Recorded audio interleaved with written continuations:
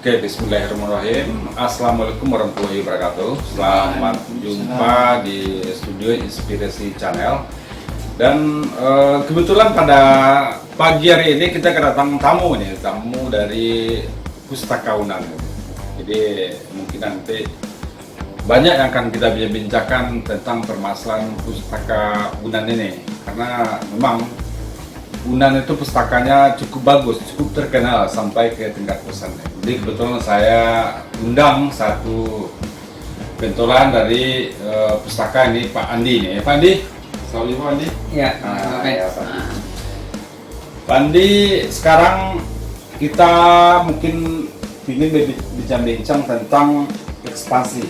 Jadi ekspansi itu dampak pustaka Unan pada masyarakat. Jadi katanya pustaka Unan sudah bagus, sudah banyak menguntungkan baik ke mahasiswa, baik kepada yang lainnya. Jadi sekarang ini kita akan bicarakan dampak pustaka Unan pada masyarakat. Nah, gitu. Dengan bagusnya pengelolaan pustaka, dengan dengan sistem yang telah dirancang, dengan pelayanan yang kita lakukan, terus apakah ada pihak luar atau instansi lain yang ingin belajar atau ingin berguru dengan pustaka Unan ya Pak? Iya. Baik. Kalau selama ini cukup banyak sekolah maupun perusahaan lain yang melakukan studi banding ke pustaka kita. Gitu. Ada yang kemarin itu dari Jambi, dari Hujan, ada yang dari Pekanbaru. Oh, Pekanbaru. Januari besok itu ada lagi dari Universitas Islam Riau. Oh iya. Orang sekitar udah pada tahu kan. Iya. Begitu juga dengan yang di Sumatera Barat. Iya. Sekolah pun sering kok. Itu kan tingkat SMA ya. Iya betul. Jadi memang itu jadi tantangan sebenarnya. Iya. Artinya bagaimanapun juga kita harus melakukan pembinaan keluar. Harus ekspansi kan? Iya, tidak hanya di dalam. Kita harus pembinaan terhadap pertama perusahaan perguruan tinggi swasta. Iya. Saat ini kebetulan saya itu ketua forum perusahaan perguruan tinggi Sumatera Barat. Jadi perpustakaan perguruan tinggi swasta di Sumbar itu masih banyak yang belum terkelola dengan baik. Nah itu PR. Apalagi kita perpustakaan Unan itu sudah ada aktivitasnya. Iya. Dan dalam segala hal yang terkait dengan perguruan tinggi di Sumatera Barat tentu Unan menjadi magnet ya. Jadi ya kalau ingin melakukan benchmarking di Sumbar ya di Unan. Ya. Nah itu tantangannya bagi kita. Bagaimanapun juga secara tidak langsung kita bertanggung jawab dalam pembinaan. Perusahaannya ada di Provinsi Sumatera Barat. Ya. Selain itu terhadap masyarakat sebenarnya juga Pak Ben, saya sudah punya ide. Unan itu kan berada di lingkungan perkampungan masyarakat. Ya. Kalau kita sudah bisa membenahi terkait dengan masalah literasi di lingkungan kampus, akan lebih baik lagi kalau kita melakukan pengabdian masyarakat. Kita melakukan pembinaan terhadap sekolah-sekolah yang ada di lingkungan kampus. Ya, bagus bro. Kalau dulu saya berpikiran Unan ini perlu punya punya perpustakaan keliling untuk SD yang ada di lingkungan sini. Harapan kita kan ke depan. Ya, dulu keinginan saya seperti itu. Selain itu di perpustakaan, sekarang kan kita berpikirnya untuk mahasiswa dan dosen. Iya. Bagaimana perpustakaan kita yang luas, space-nya masih banyak. Kita sediakan juga ini fasilitas tempat bermain bermain sambil belajar untuk anak-anak. Oh iya, iya. Nah, Iya. jadi kita jadikan perpustakaan online itu sebagai perpustakaan edukasi. Iya, bagus Nah. ide kerja. Rekreasi dan edukasi, mohon maaf. Iya. Ya, rekreasi dan edukasi. Bagus jurusan. Apalagi mahasiswa pasca sarjana ya. Iya, iya. Itu mereka sudah banyak yang berbelajar. Terkadang mereka itu bawa anak, bawa anak, bawa suami, bawa istri untuk belajar. Iya, iya, iya. Jadi kalau itu kita sediakan, otomatis mereka akan bawa keluarga ke sini untuk ke perpustakaan, belajar di perpustakaan ya mereka. Iya. Misalnya suami atau istrinya belajar di perpustakaan, yang anak sama pasangannya Nah, itu main lagi ya. bermain. Iya, iya, iya. Bagus itu Pak. Oh, kita mungkin lanjut dengan pertanyaan tadi itu kan biasanya yang tadi itu ada tamu yang datang ke pustaka dan biasanya kalau saya dengar itu sering juga Pak Andi jadi narasumber atau diundang ke instansi lain itu kan saya tahu. Jadi ya alhamdulillah di beberapa kesempatan saya dipercaya untuk memberikan materi tentang perpustakaan, terutama tentang literasi informasi. Iya, iya. Awalnya sih sebenarnya di lingkungan UNAM, Pak. Iya, iya, awalnya ya. Jadi saya itu istilahnya mentor. Iya, iya. Saya tergelitik dengan ada waktu itu salah seorang perguruan tinggi, mahasiswa perguruan tinggi dari luar S2, dia mencari saya. Terus saya tanya ke keduanya, apa kamu? Pak, saya mau menerbitkan jurnal. Saya bingung. Iya. Bu, kita di sini tidak menerbitkan jurnal. Habis itu karena sudah kesal. Pak, saya ke sini sudah datang ke fakultas, jawab lagi ke sini, sampai di sini saya tidak dapat jawaban juga. Mana sebenarnya Pak itu ya? Gimana sebenarnya? Saya suruh dulu, Bu. Duduk. Ibu dari perguruan tinggi kami. Tidak dibantu untuk publikasi, dia publikasi artikelnya untuk sudah Oh iya, di iya. jurnal. Informasi yang dapat dari kampus bagaimana? Cuman saya kasih di selembar kertas, ada daftar beberapa jurnal yang sebagian pun tidak sesuai dengan bidang ilmunya. Setelah itu saya berpikiran, oh, sepertinya ini masalahnya banyak ditemukan mahasiswa gitu. Iya, iya. Pada di kampusnya yang jauh datang ke sini. Saya survei di UNAN, ternyata banyak juga mahasiswa yang terlambat wisuda gara-gara belum publikasi. Iya, iya, iya. Ya, akhirnya itu saya pelajari. Saya tawarkan di beberapa prodi yang ada di UNAN. Ternyata mereka butuh. Wah, itu awalnya. Awalnya, hingga tentu jalan. Nah. Setelah jalan beberapa kali, ternyata mulai datang undangan dari luar. Iya, iya, iya. Bahkan yang ini karena pertemanan juga Pak Ben. Iya. Kita berkolaborasi dengan yang lain. Saya pernah juga diundang jadi pembicara oleh UiTM. Oh iya, Sam. Iya, iya. Iya, teknologi marah. Ya tentang literasi informasi. Iya, iya. Waktu yang kedua dari Malaysia itu dari Persatuan Pustakaan Malaysia. Oh, itu. Tentang penulisan karya ilmiah. Berarti gua Pustakawan. internasional kan? Tulisan karya ilmiah pustakawan. Iya, iya, iya. Jadi itu awalnya dari situ. Cuma saya beranikan untuk belajar, untuk memberikan. Ya, sebenarnya tantangan bagi kita kan dengan adanya seperti itu kita belajar harus belajar kan. Iya, pada saat kita memberikan itu kita belajar Bapak. Bahkan saya pernah disanggah oleh peserta ya. Peserta, Pak itu bukan seperti itu Pak. Oh iya maaf, nanti saya pelajari lebih jauh lagi. Ya artinya pada saat kita memberikan itu kita dapat masukan dari peserta. Nah itulah yang membuat kita belajar lagi untuk pengayaan pengetahuan kita. Nah itu Bapak. Bagus Mandi, bagus Mandi. Jadi kita harus belajar, semua harus belajar. Terus lagi tentu dengan banyaknya melakukan bimbingan atau jadi narasumber di tempat lain, kita sampai ke Malaysia seperti kan. Terus pasti ada pengalaman manis gitu. Apa pengalaman manis yang Pak Andi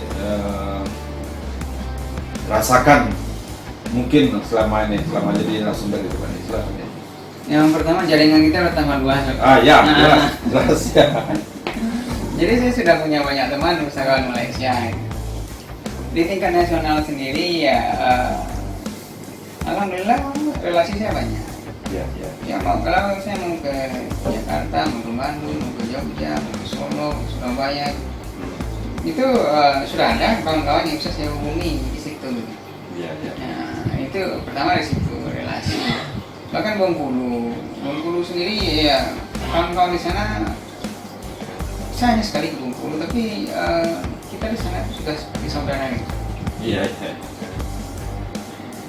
Itu yang pertama. Yang kedua, ya kita sudah diundang jadi pemateri. Ternyata memang pengetahuan itu mahal ya. Pengetahuan itu mahal. Jadi saya sangat merasa dihargai. Iya. Itu memang di luar persepsi kita gitu. Jadi kalau sudah bicara narasumber Pak segala kebutuhan kita dipenuhi. Ya, betul. Betul. Ya, kita tidak bicara materi. Saya tidak pernah mikir materi untuk menjadi narasumber. Ya, penting ada undangan ikuti ya. Masalah materi itu Betul, lain cerita, ya. mulai dengan sendirinya. Ya, kira-kira seperti itulah. Iya. Jadi ini lagi, kan di tingkat nasional itu banyak macam-macam perguruan tinggi bersaing supaya pustakanya itu maju dan berkembang. Jadi apa kira-kira dalam waktu dekat ini atau program yang telah atau belum dilakukan supaya pustaka kita maju dan bisa bersaing di tingkat nasional lah, Pandi? Nah, kalau terkait dengan perpustakaan itu tidak bisa kita pungkiri. Kita harus banyak belajar dari perguruan tinggi yang ada di Jawa. Iya. Ya, salah satu kelebihan dari sana itu ya kultur melayani. Oh iya, baik. Yang kedua, di Jawa itu kan kalau untuk program studi magister ilmu perpustakaan itu sekarang kan masih terfokus di Jawa. Iya. Di luar Pulau Jawa boleh dikatakan ya. Tahun saya memang S2 ilmu perpustakaan itu belum ada. Rata-rata di Jawa. Jawa, ya betul. Jadi alumni itu mereka berkutat di sana kebanyakan. Nah, jadi ketika mereka tamat, mereka berkiprah di sana, otomatis perpustakaan-perpustakaannya ada di sana itu maju. Baik perpustakaan sekolah maupun perguruan tinggi. Kalau kita melihat ini ya, terutama di Jogja Pak. Iya. Kalau untuk lomba perpustakaan sekolah, tingkat sekolah ya, Jogja itu selalu masuk setiap tahun. Iya. Dan untuk pengembangan perpustakaan sebenarnya yang paling dibutuhkan itu space, ruang. Ya. Kita dituntut untuk menyediakan ruang tempat belajar senyaman mungkin. Iya, sebetulnya itu. Yang kekinian, Instagram, jadi kebutuhan mereka itu. Dan satu lagi yang jadi para muda-muda itu nanti kan mahasiswa itu nyampe di pustaka sambil belajar foto kan. Iya, mereka butuh ruang yang nyaman. Iya. Butuh ruang yang nyaman, dan satu lagi yang tak kalah penting itu sinyal. Oh iya, betul. Jaringan internet. Jadi ruangan yang nyaman, yang sangat menyenangkan lah. Setelah itu didukung oleh jaringan internet yang kuat. Dan itu lepaskan saja mereka di situ. Silakan mereka berkreasi, karena sumber bacaan mereka, sumber referensinya itu sekarang online. Iya. Tidak dalam bentuk fisik lagi. Iya. Ada lagi yang ini pertanyaan yang pertama tadi yang saya lihat juga ada seperti Pasca itu, di Pasca Sarjana ada juga mahasiswa Pasca itu yang minjam langsung ke pustaka yang diadakan di Pasca tersebut. Terus pertanyaannya apa hubungan antara pustaka pusat dengan pustaka masih ada sih yang di fakultas saya lihat masih beroperasi bukan di? Ya, di fakultas itu rata-rata itu ada ruang baca. kalau hubungan kita ke sana itu ya dalam bentuk pembinaan. Iya. Jadi perusahaan pusat itu membina perusahaan ruang baca yang dari lingkungan. Kalau saya justru inginnya Pak Ben, kita menerapkan konsep perusahaan terdistribusi. Jadi di masing-masing fakultas itu memang ada perpustakaan juga. Oh iya, iya. Jadi fakultas itu fokus untuk mengembangkan satu perpustakaan itu saja, gitu. Tidak menyerahkan ke prodi-prodi. Iya. Karena Cukup di fakultas satu perpustakaan. Satu ya, kan? perpustakaan. Karena kalau konsep ruang baca itu untuk masing-masing prodi itu perhatian terhadap perpustakaan itu berbeda-beda. Iya. Akhirnya apa? Ini sebagian kecil ruang baca yang aktif. Yang bisa dioperakan. Ya, koleksinya bertambah. Pustakawannya aktif melayani itu hanya sebagian kecil, yang lainnya itu terkadang tidak terkelola dengan baik. Iya. Jadi saya berharap nanti ke depannya ya di fakultas itu perpustakaan, hanya satu perpustakaan saja. Iya. Iya. Digabungkan saja. Ya mudah-mudahan ke depan saya lihat masih ada itu yang ini yang prodi ini ada juga pustakaan prodi Ruang ada baca. juga ruang baca, Ruang ya kan? baca. Dan maunya kita digabung satu aja fakultas kan seperti itu. Iya, itu di kalau saya melihat di UGM seperti itu, dan memang perusahaan fakultas itu banyak maju. Iya. Nah ini lagi Bendi. Kan pustaka Unan itu sekarang kan udah berkembang pesat sudah cukup sarana dan prasarana cukup oke lah untuk para audien dan para untuk apa tamu-tamu yang asal pustaka. Terus sekarang mungkin saya tanya dengan pengelola pustaka itu, bagaimana sih dukung manajemen menurut Pak Andi sekarang ini? Kalau kita bicara Dukungan perpustakaan, dari manajemen Unan maksudnya? iya, Iya. kita bicara perpustakaan pada umumnya. Kalau untuk Sumatera Barat sebenarnya untuk perguruan tinggi walaupun sekolah dan lain sebagainya masih sangat sedikit yang memang betul-betul fokus ke pengembangan perpustakaan. Kalau di Atau karena pustaka sudah maju nah seperti itu loh. Dan biasanya ya, kalau Unan sendiri pimpinan mendukung ya. mendukung untuk pengembangan perpustakaan. Tapi sebenarnya yang paling diperlukan adalah tidak hanya dari pimpinan Unan saja. Iya. Dari seluruh unit ada masing-masing fakultas. Ya karena perpustakaan kita pusat, ya berilah masukan-masukan tentang perpustakaan. Kapan perlu ya cobalah berkunjung ke perpustakaan dan lihat perpustakaan kita itu seperti apa. Sudah bagaimana? Ini seperti apa. Begini Pak Ben, saya melihat ada satu kuncinya. Iya. Dosen-dosen kita mayoritas itu kan alumni luar negeri. Iya, banyak.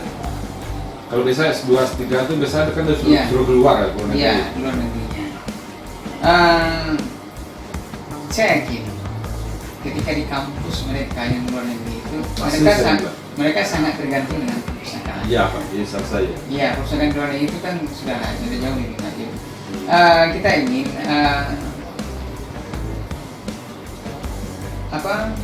perlakuan pandangan mereka terhadap perpustakaan di luar negeri itu dibawa ke sini gitu. Pengalaman mereka Iya, di sana iya. itu dibawa ke sini gitu. Iya itu bagus. Ya, berilah masukan ini terhadap pengembangan perpustakaan. Jadi ketika kita nyaman berada di perusahaan luar negeri waktu kuliah, Iya. marilah kita buat juga mahasiswa kita nyaman untuk berada di perpustakaan kita di Unan ini. Iya. Bagus. Itu harapan kita lah. Nah, harapan kita seperti itu. Ya kalau namanya biasanya dosen kita itu kan di berbagai negara itu, yang S2, S3 kan. Iya. Bahkan zaman dulu itu saya lihat kalau bikin S2 atau S3 harus ke luar negeri karena untuk menambah wawasan seperti itu. Ya, di luar negeri itu tingkat ketergantungan terhadap perpustakaan sangat tinggi. Iya. Mereka terkadang dari pagi sampai malam di perpustakaan Pustaka itu. itu. Jadi ya makanya saya harapkan mereka itu beri masukan di sini bagaimana kita juga bisa memberikan kenyamanan yang sama terhadap mahasiswa kita yang ada di sini. Iya. Tapi tidak hanya lewat kritikan ya. Tapi masukannya kamu. Akhirnya Oke Pak Andi, oke mungkin yang terakhir mungkin Pak Andi. Udah panjang lebar ya kita bicara dengan Pak Andi. Yang terakhir mungkin kan banyak pustaka itu baik di stasiun daerah atau dimanapun yang ingin berkembang itu. Pak coba pesan-pesan dari Pak Andi kepada pengelola pustaka yang ingin berkembang di semua tempat tersebut. Silakan Pak Andi. Oke. Iya. Semangat, silakan. Salah satu kunci dari pengembangan perpustakaan itu apa? Mindset pimpinan perpustakaan. Pimpinan memang harus menyadari akan arti penting dari perpustakaan. Kalau itu sudah ada, artinya siapapun yang mengelola perpustakaan itu akan mudah mengembangkan perpustakaan. Karena bagaimanapun juga kebijakan itu sangat menentukan terhadap pengembangan sebuah perpustakaan. Akan tetapi kita tidak boleh terlalu berharap seperti itu. Sebagai pengelola perpustakaan kita harus proaktif. Iya. Proaktif, kita harus bergerak. Yang jelas kita harus ada punya inovasi. Ya, betul. Ya, kalau kita sudah bergerak, otomatis kita akan disorot oleh pimpinan. Kalau hasil pekerjaan kita sudah nampak, apapun yang kita minta akan diberi oleh pimpinan. Itu baru. Jadi kita berbuat dulu. Iya, berbuat dulu. Yang baru itu datang. Baru kita meminta. Gitu. Bukannya meminta lo kan? Bukan minta. Ya itu tadi. Kalau pengelola perpustakaan atau pustakawannya aktif, Iya. punya inovasi, pimpinan care terhadap perpustakaan, ini yang pasti akan maju. Udah lama nih dengan Pak Andi. Pak Andi ini dari tadi udah banyak sih yang diceritakan tentang masalah pustaka, baik masalah ekspansi kedua sampai ke luar negeri atau jadi narasumber. Dan terima kasih nih kepada Pak Andi. Makasih nih Pak Andi. Saya harapkan juga kepada mahasiswa atau para penggiat pustaka yang berada di luar, mungkin ini adalah sebagai acuan bagi kita untuk pengembangan pustaka ke depan. Mudah-mudahan pustaka-pustaka yang berada di tempat-tempat teman-teman sekalian yang di luar sana mudah cepat berkembang, cepat maju, dan pelayanan era digital tentunya segera kita wujudkan, karena tidak, apalagi zaman sekarang udah zamannya era digital. Dan terima kasih banyak Pak Andi. Terima kasih banyak. Saya tutup sesi ini dengan membacakan Assalamualaikum warahmatullahi wabarakatuh. Waalaikumsalam.